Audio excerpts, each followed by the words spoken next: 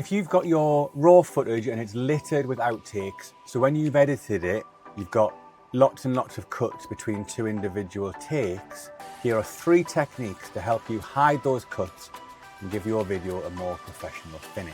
Technique number 1 is to use some kind of visual transition to hide a cut. So if we look at this piece of footage here, you can see that there's a little bit of a difficult cut between 2 parts of my talking head video. What I like to do is use a little film burn to overlay on that and hide that cut. First thing I do is I position my cursor, or my pointer if you like, on the timeline to be just before the cut. The next thing is I drag in this film burn video and I just drop that onto the timeline so that it's straddling the cut.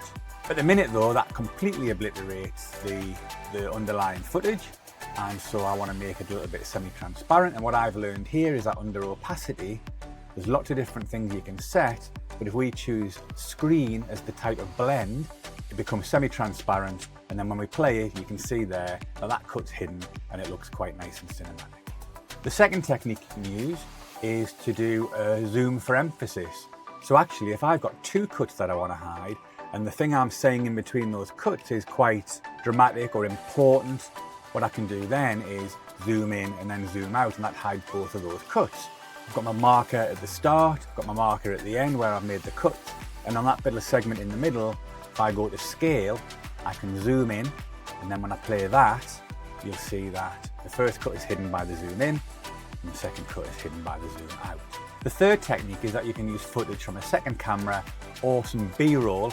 B-roll is the name they give to additional footage that you use to break up your video a little bit and make it more visually appealing.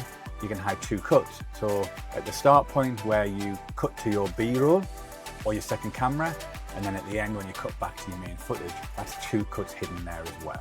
If you found this video useful, like, share or subscribe, and I'll see you next time on Creator Noob to Pro.